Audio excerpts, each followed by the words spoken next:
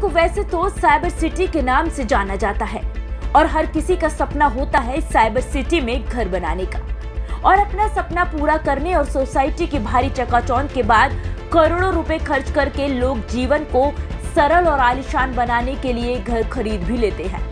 पर गुरुग्राम में अक्सर किसी न किसी सोसाइटी के लोग बिल्डरों के खिलाफ सड़कों पर उतरते नजर आते हैं, लेकिन अधिकारियों द्वारा उनकी समस्याओं का कोई समाधान नहीं किया जाता है और न ही इन बिल्डरों के खिलाफ कोई सख्त एक्शन होता है। करोड़ों के फ्लैट खरीदने के बाद लोगों को सुविधाओं के नाम पर कौड़ियों की सुविधाएं भी नहीं मिलती हैं।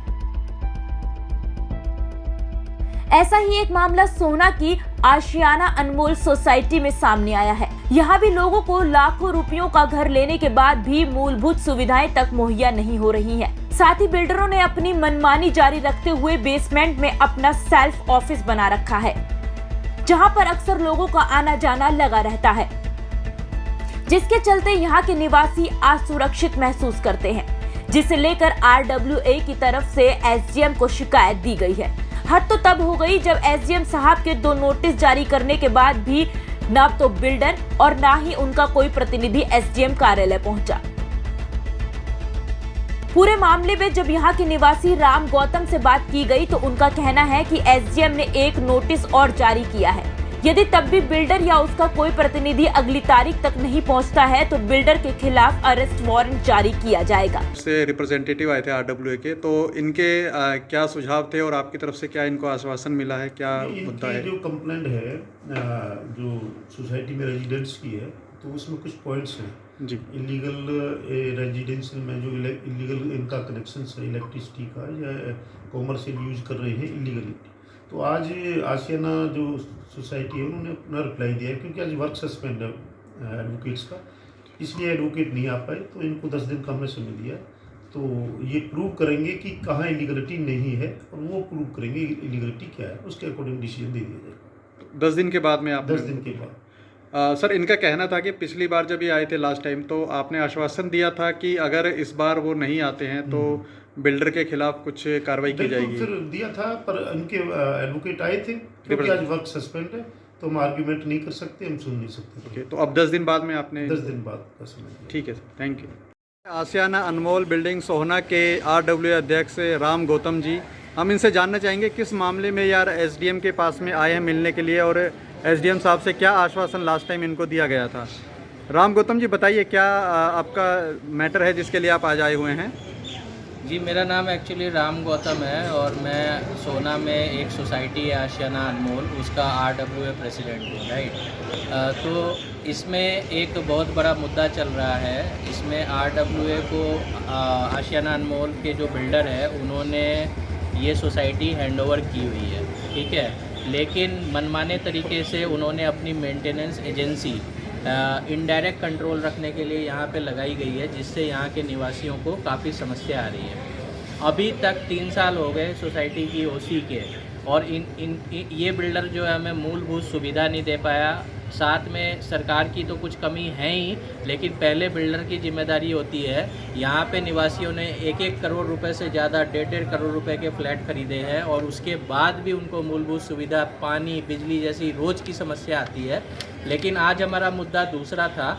हमारा मुद्दा ये है कि ये सब सहूलियत और ये सब मूलभूत सुविधाएं देने के बजाय ये बिल्डर यहाँ के निवासियों पे मनमानी तरीके से मेंटेनेंस का जो बिल है वो जब चाहे इंक्रीज़ कर देता है और गलत गतिविधियाँ जैसे कमर्शियल गतिविधियाँ 100% यहाँ पे ऑक्यूपेंसी है उस पर चला रहा है।